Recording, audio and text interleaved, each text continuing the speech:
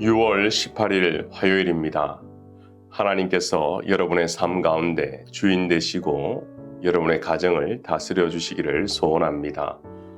오늘 주시는 하나님의 말씀은 에스더 9장 15절에서 19절입니다. 아달월 14일에도 수산에 있는 유다인들이 모여 또 300명을 수산에서 도륙하되 그들의 재산에는 손을 대지 아니하였고 왕의 각 지방에 있는 다른 유다인들이 모여 스스로 생명을 보호하여 대적들에게서 벗어나며 자기들을 미워하는 자 7만 5천 명을 도륙하되 그들의 재산에는 손을 대지 아니하였더라. 아달월 13일에 그 일을 행하였고 14일에 쉬며 그날에 잔치를 베풀어 즐겼고 수산에 사는 유다인들은 13일과 14일에 모였고 15일에 쉬며 이날에 잔치를 베풀어 즐긴지라. 그러므로 시골의 유다인 곧 성이 없는 고을에 사는 자들이 아달월 14일을 명절로 삼아 잔치를 베풀고 즐기며 서로 예물을 주었더라. 오늘 본문은 그날에라는 단어로 시작됩니다. 그날은 콧대 높은 하만과 그의 가문이 몰락하는 시기이죠. 괴롭힘을 받던 이스라엘 백성의 입장에서는 하만의 행동과 그의 라떼 인생이 얼마나 허사였고 또 그림자였는지를 깨닫게 되었을 것입니다. 하만은 누구보다 절대 권력자인 아하수에로 왕에게 신임을 얻었던 제2인자 신하였죠. 그리고 그 속에는 자신의 입지를 잘 다지고 있었고 누구보다 정치력을 발휘하며 또 영특한 정치인이었습니다. 그런데 이 하만이 이 성문 관리자 모르드게를 만나고부터 정치 인생이 꼬이기 시작한 겁니다. 지나갈 때마다 먼저 인사하지 않고 고개를 도리어 빳빳하게 들며 시작된 불편한 갈등과 관계가 개인과 개인의 관계로 끝나지 않고 서로의 민족을 제거하며 말살하게 되었습니다. 이때 하나님이 개입하신 것이죠. 처음에는 힘없는 유대 민족이 분리하고 멸절되는 것 같아 보였습니다. 하지만 에스더를 통해 대반전이 시작되었어요. 그리고 아말렉을 대표하는 하만이 유대를 대표하는 모르드게 앞에서 지금 멸절되고 있었다라는 것입니다. 저는 이러한 공동체적 관점을 가지고 오늘 본문을 묵상해 보겠습니다. 먼저 반복되는 한 단어 문구가 있었죠. 그들의 재산에는 손대지 않았다. 이 문장이 계속적으로 반복되고 있어요. 오늘 본문은 그리고 말씀을 읽는 우리는 이 저자가 왜 이것을 강조하고 있는가, 유독 이것을 우리에게 알려주고 싶어 할까, 이거에 대해서 묵상을 해보아야 합니다. 에스더를 묵상하면 지금 이 아하수르엘 왕은 127도를 다스리고 있다는 사실을 기억하고 계실 거예요. 다양한 봉건 호족들의 딸들이 볼모로 잡혀서 연합을 이루고 강대국이 된 것입니다. 그런데 결과적으로 이 하만 가문이 망하면서 동시에 아말렉 족속이 멸절이 되는 거예요. 그러다 보니 다른 민족들이 볼 때는 이 싸움을 단순하게 민족 간의 힘싸움, 헤게모니로 볼 수 있다는 것입니다. 갈등의 목적이 다른 민족을 멸절하여 그들의 권력과 재산을 취득하기 위함으로 오해받을 수 있다는 거예요. 그리고 그것이 그 당시에는 허용되는 관습이었습니다. 그렇기에 모르드게는 이 갈등의 목적과 해결은 사람이 하는 것이 아니라 하나님이 개입하시는 것, 다시 말하면 하나님의 일이기 때문에 세속적인 방편으로 판단받고 비방되는 것을 조기에 차단하고, 그리고 그 증거가 재산에는 손을 대지 않았다라는 것입니다. 굉장히 성숙한 하나님의 백성인 것이죠. 사실 성경에는요, 이와 비슷한 사례가 반복되고 있어요. 창세기 14장에 보면 아브라함과 소돔 왕 관계에서도 비슷한 장면이 나옵니다. 제가 창세기 14장 21절 한번 읽어드릴게요. 소돔 왕이 아브라함에게 이르되 사람은 내게 보내고 물품은 네가 가져라. 아브라함이 소돔와에게 이르되 천지의 주제시요 지극히 높으신 하나님 여호와께 내가 손을 들어 맹세하노니 너의 말이 내가 아브라함으로 부하게 하였다 할까 하여 너에게 속한 것 실오라기 하나라도 내가 가지지 아니하리라. 이게 창세기 14장에 나오는 내용입니다.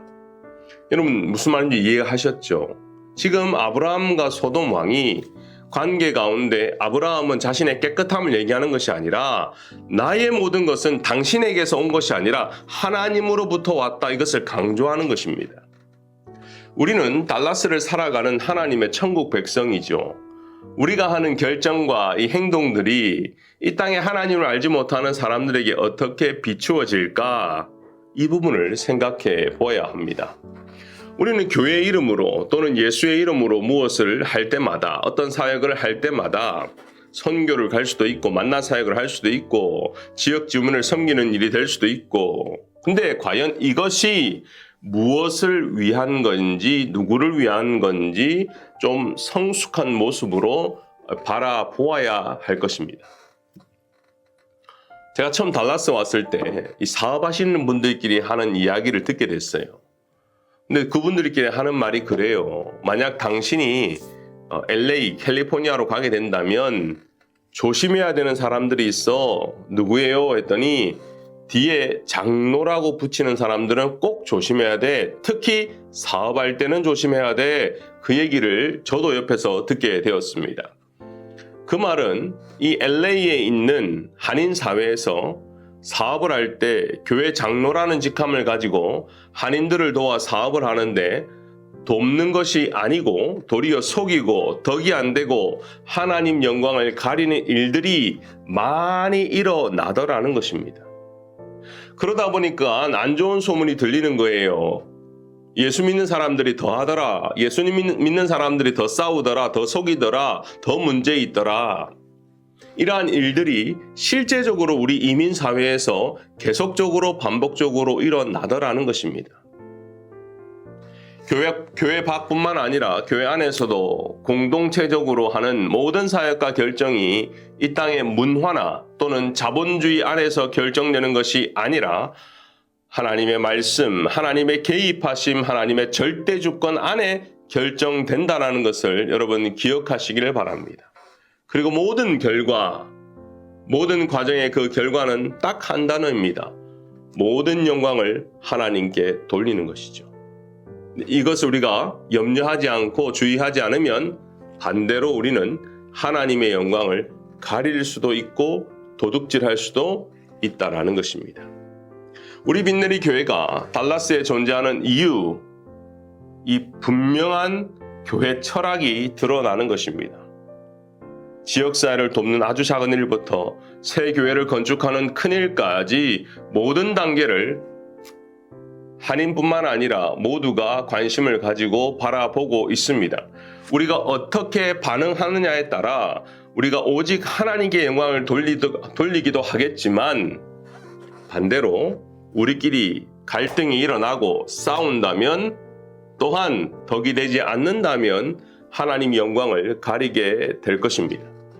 또 우리가 잘 되었을 때도 하나님 영광을 자신이 도둑질할 수도 있다라는 것입니다. 오늘 하만 가문의 몰락을 보며 이것이 개인 문제가 아니라 개인 문제로 끝나지 않고 아말렉 공동체로 영향을 미치는지 우리는 함께 보았습니다. 단순하게 재산에 손대지 않았다, 이 단어가 하나님께 모든 영광을 돌린다는 결론으로 이어지는 것을 보면서 우리의 삶 가운데서도, 우리가 사업 가운데서도, 우리 가게 가운데서도, 우리의 결정 가운데서도 오직 하나님께 영광을 돌리는 여러분들이 되시기를 바랍니다. 그리고 무엇보다 이 땅에서 사업하시는 분들, 하나님 앞에서 정직하고 공동체의 덕을 세우며 여러분 가게에 있는 직원들을 이롭게 하는 비즈니스를 잘 감당하시기를 바랍니다. 그 작은 일부터 하나님께 영광을 돌릴 때에 하나님께서 우리 이민사회 가운데 또 빛내리 교회 가운데 영광을 받으실 겁니다. 기도하겠습니다. 은혜가 풍성하신 하나님, 기고만장하던 하만 가문이 몰락하는 그 현장을 말씀으로 읽었습니다. 한 사람의 문제였지만 결국은 그 공동체가 다 책임을 지고 멸절이 되었습니다. 하나님, 우리가 이 땅에서 천국 백성으로 하나님의 가족으로 살아갈 때에 우리의 입술과 우리의 결정이 온전히 하나님께 영광이 되게 하여 주시옵소서. 우리뿐만 아니라 함께 살아가는 이민사회 또 달라스에 있는 모든 사람에게 덕을 세우는, 그래서 우리가 항상 염려하고 기도하고 주의하고 성숙한 모습으로 다가가는 달라스 또 우리 빛내리 교우들 다 될 수 있도록 축복하여 주시옵소서. 특히나 사업을 하는 분들에게 하나님 지혜를 주셔서 내 힘으로 내 능력으로 하는 것이 아니라 온전히 하나님의 능력으로 잘 감당하는 또 우리 비즈니스 교우들이 많아질 수 있도록 축복하여 주시옵소서. 감사하며 예수님의 이름으로 기도합니다. 아멘.